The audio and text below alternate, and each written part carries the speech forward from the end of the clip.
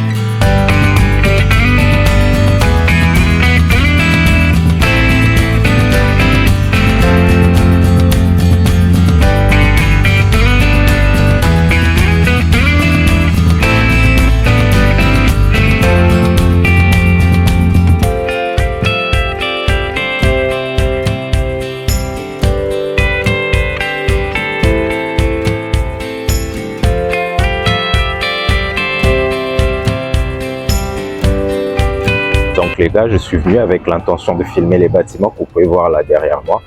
Mais ce n'est pas encore possible pour l'instant. Je suis confronté à ce mur de Jéricho. Comme vous pouvez le voir, le mur rouge là, c'est l'indication claire que jusqu'à maintenant, ce n'est pas encore ouvert au public et qu'on n'est pas en mesure, ou si vous voulez, on n'est pas permis de filmer derrière ces murs jusqu'ici. Donc ça veut dire simplement que pour aujourd'hui, c'est pas possible. Mais quoi qu'il en soit, ce qui est construit derrière ce grand mur, ça ressemble à ce que tu peux voir là sur ton écran. Donc c'est à ça que ça ressemble. J'aurais bien aimé rentrer là-dedans et filmer, mais bon, c'est pas possible. Ils n'ont pas encore ouvert ça au grand public. Mais on va le faire, on va vraiment le faire. Une fois que c'est ouvert, on va passer ici, faire une belle vidéo et vous faire profiter de comment les choses sont en train de bouger sur le pays.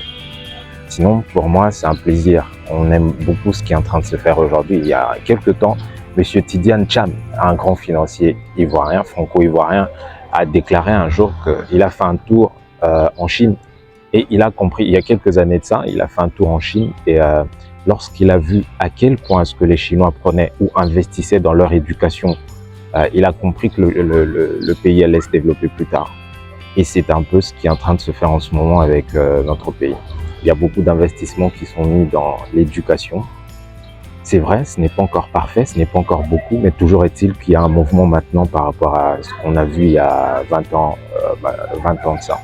Donc depuis 3-4 ans, il y a vraiment un mouvement qui est en train de se faire par rapport à ça. Et on est confiant par rapport à l'avenir pour dire que ouais, peut-être bien qu'on aura raison d'investir autant dans l'éducation. Souvenez-vous, Mandela a dit un jour que l'arme la plus puissante pour changer le monde, c'est l'éducation.